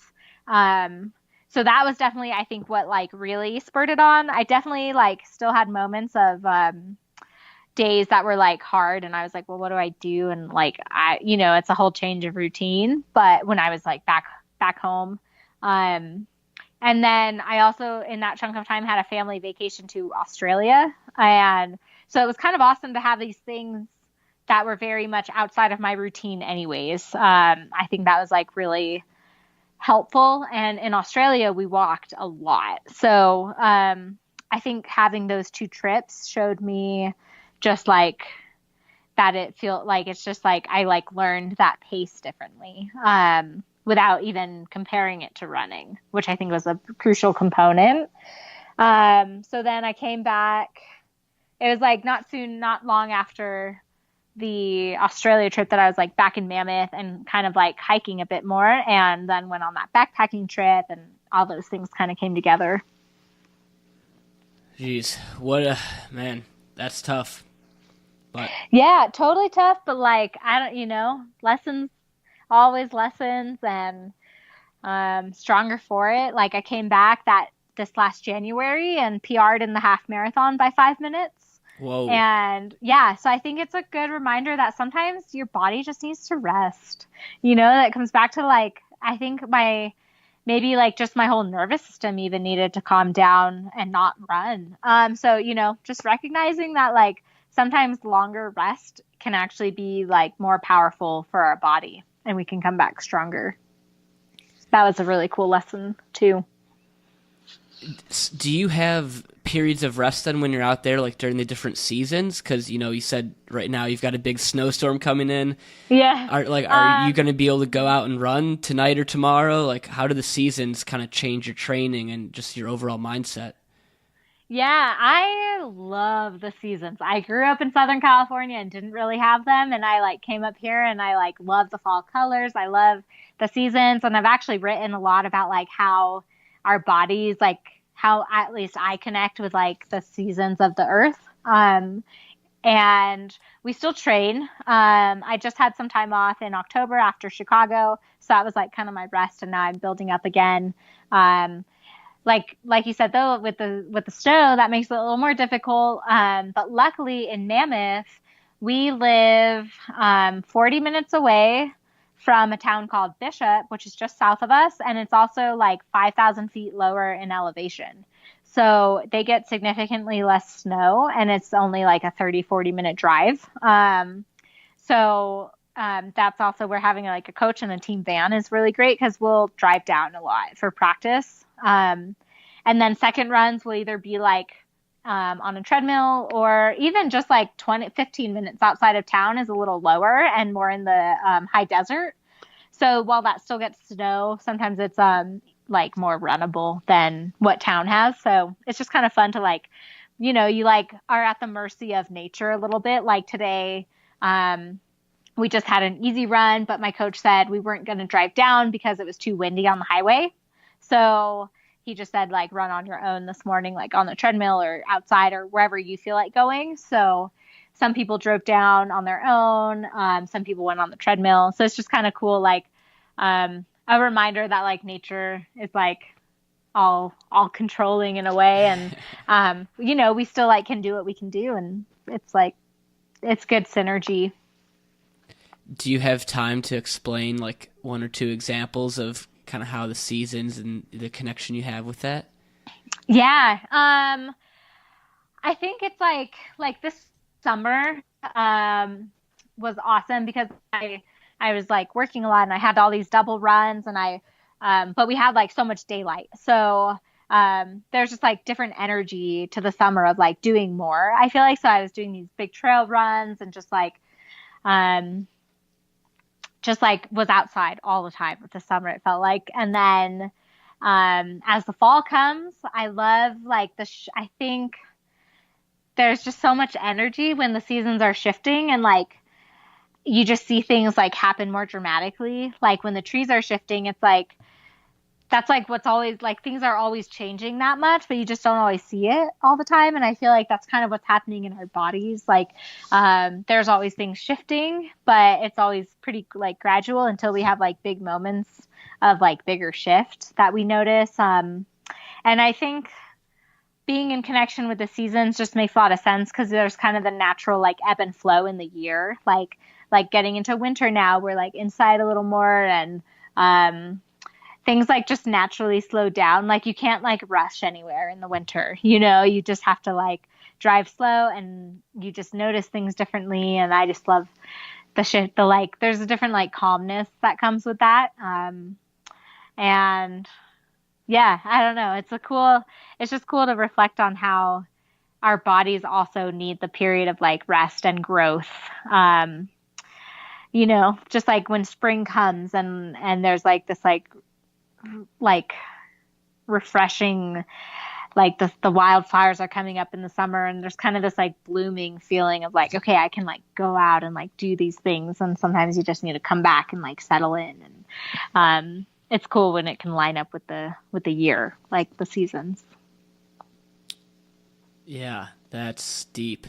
But that's I've never heard it actually put into words, but like Cool. I've felt Yeah. that, you know. Right? You feel it. If you're in the seasons, you kind of like, and you're in tune with your body, I think you just like connect to the earth on a deeper level, and you can see it in the shifts that are happening around us. Yeah. Well, thank you for putting that into words that made sense, actually. 'Cause Yeah, I'm sure that's awesome. other people have tried to explain that before. Okay, final question, and then can wrap up. Is there any advice you've received throughout your running career or just kind of life in general that has really stuck with you and you'd like to pass forward? Yeah. Something that Gina Castor, one of my teammates, talked about when I first moved up here that she's done for a long time is making gratitude lists almost daily. And that's something that I think is just so powerful for the mind because it makes you reflect on just things that you enjoy that are around you. And then it also allows you to like seek those things out. And then it's just a like beautiful cycle of like appreciation. So I recommend gratitude lists. I think those are a really great practice. And then something else, I was listening to a podcast, and I'm going to like steal someone else's recommendation that really stuck with me. But they mentioned like, it was like, they were talking about, I listened to a lot of nutrition and health podcasts, and they were talking about like ways to like live a more fulfilling life. And one of the guys asked like, what's the recommendation you have to do that? And someone said, don't take yourself too seriously. and I think maybe I just like really needed to hear it on that day or something, or like lately I've just been like more intense in my mind, which I think there's definitely value to that and being serious when you need to be, but it's a good reminder to just like, I don't know, have more fun with things, I guess. And, yeah, just like not take yourself too seriously sometimes. Gotta get a little goofy. Yeah, For and sure. just like know that like everything's fine. You know, it's like things are good. Life is good. Yeah. Awesome. Is there anything that I haven't asked or we haven't discussed that you want to bring up real quick or talk about? I'm like pretty stoked on everything we got to, you know? Yeah. Awesome. Good. Yeah. Okay, and so what is the best place for people to reach out if they have a question or if they just want to learn more about you or follow your story more? Yeah, definitely Instagram. My Instagram is just at Sarah Attar, SarahHattar. I'm also on Twitter as the Sarah Attar. I'm on there less, but I'm always checking my like Instagram DMs, and like you can also email me through my website through my Instagram. So that's definitely like the best way to reach out. Terrific. And I will link all those in the show notes if Awesome. if you need to check them. Cool. Well, I think we've covered a good amount today. Yeah. This has thank been you so terrific. much. And yeah, thank you Awesome. so much for coming on here. And Totally. Super fun. yeah, and thank you Thanks everyone. for having me. Yeah, thank you everyone else for listening. And make sure to go follow Sarah and check out some of her work. And until next time.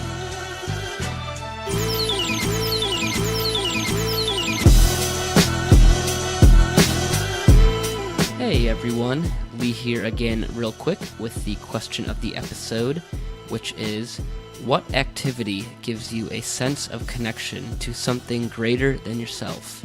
This can be an exercise, such as running in Sarah's case, or a hobby, a habit, or work, or something else. Head to edgeofcomfort.com/EOCP19, that's the numbers 19, and leave your answer or story in the comments section at the bottom of the post. Thank you for listening, and I look forward to reading your answers. Cheers!